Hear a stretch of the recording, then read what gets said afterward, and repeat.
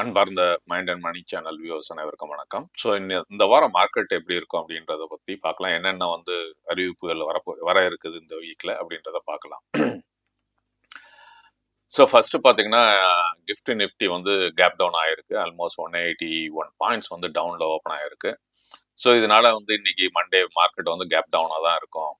Starting gap டவுனாக தான் இருக்கும் அப்படின்றது எதிர்பார்ப்பாக இருக்கு. டெக்னிக்கல் வியூவை பொறுத்த வரைக்கும் ஒரு ஸ்டிஃப் ரெசிஸ்டன்ஸ் 23,500லேருந்து 23,600 லெவலில் இருக்கும் அப்படின்னு சொல்கிறாங்க. அதுக்கப்புறம் அது ஓப்பன் அப்சைட் போச்சுன்னா 24,000 வரைக்கும் போகிறதுக்கு இந்த வீக்குக்கு பாசிபிலிட்டிஸ் இருக்குது. பட் ஆனால் குளோபல் மார்க்கெட்டை பொறுத்த வரைக்கும் பொறுத்தும் அது சேஞ்ச் ஆகிறதுக்கான சான்சஸ் இருக்குது. இந்தியா விக்ஸை பொறுத்த வரைக்கும் பார்த்தீங்கன்னா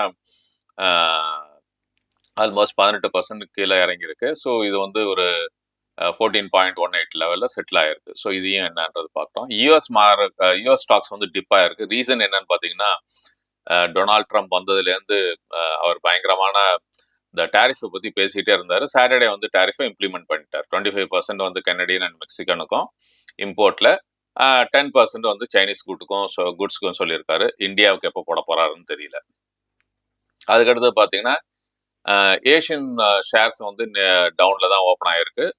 இதுல பாத்தீங்கன்னா இதுவும் இந்த ரியாக்ஷன் டொனால்ட் ட்ரம்ப்னுடைய ரியாக்ஷனால Canada, Mexico, China export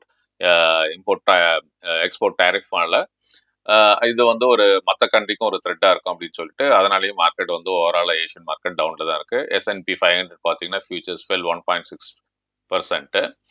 Hang Seng ஃபியூச்சர்ஸ்ல அன்சேஞ்சு. ஜாப்பனீஸ் டாபிக்ஸ் ஃபெல் பார்த்தீங்கன்னா 1.7%. Australia S&P and ASX fell almost 1.9%. Euro பார்த்தீங்கன்னா 0.1%. ஸோ இது இல்லாமல் ஆயில் ப்ரைஸும் ஜம்ப் ஆயிருக்கு அப்படின்றாங்க. Oil price jump Monday imposed tariff Canada, Mexico, சைனாவுக்கு. அதனாலையும் பார்த்தீங்கன்னா க்ரூட் ஆயில் சப்ளை டிஸ்ட்ரப்ஷன் இருக்கும் அப்படின்னு சொல்றாங்க. ஃபியூல் டிமாண்டும் கொஞ்சம் வேரியேஷன் இருக்கும் அப்படின்ற மாதிரி தான் சொல்றாங்க. அடுத்தது இந்தியாவில் பார்த்தீங்கன்னா FII அவுட்ஃப்ளோ பார்த்தீங்கன்னா ஜனவரியில் 87,375 crores FII அவுட்ஃப்ளோ இருந்திருக்கு.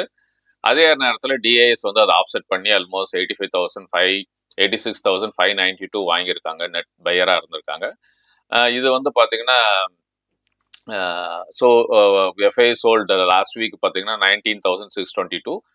லாஸ்ட் வீக்கை பொறுத்த வரைக்கும் DIS 20,472 இன்ஃப்ளோவாக இருந்திருக்கு. So outflow inflow so match பண்ணிட்டாங்க ஆல்மோஸ்ட்.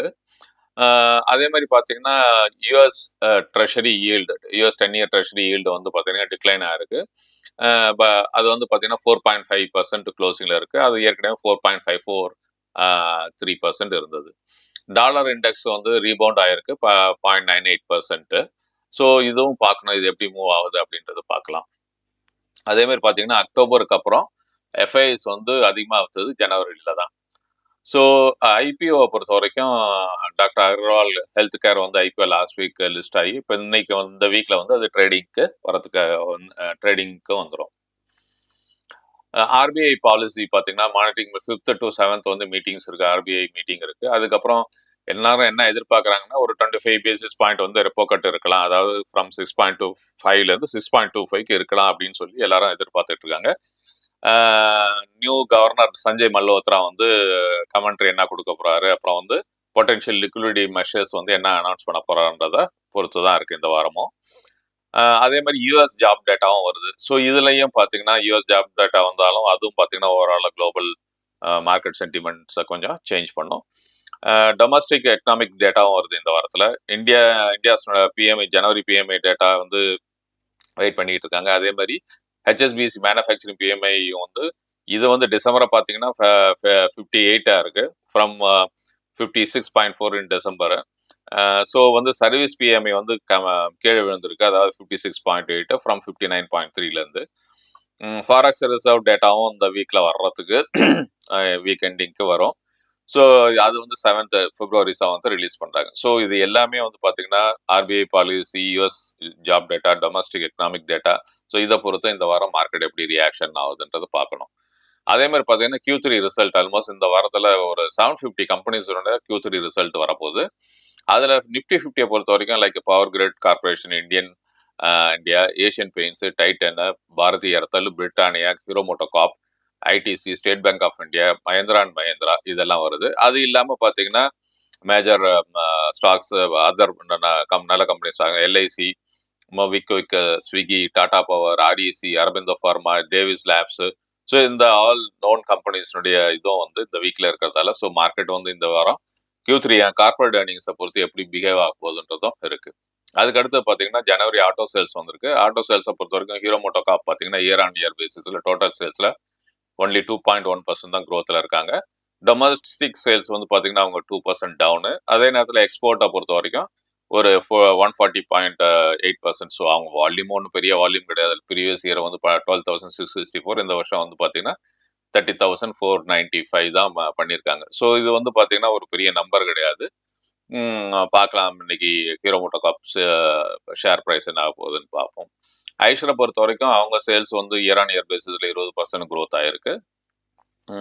ராயல் என்ஃபீல்ட் சேல்ஸில் பொறுத்த வரைக்கும் 20% வந்து ஜனவரியில் க்ரோத் ஆயிருக்கு. அதாவது 76,187 வர்சஸ் இந்த வருஷம் ஜனவரி 91,132. எக்ஸ்போர்ட் சேல்ஸும் அவங்களுக்கு வந்து சர்ஜ் ஆயிருக்கு அப்படின்னு சொல்றாங்க 79%.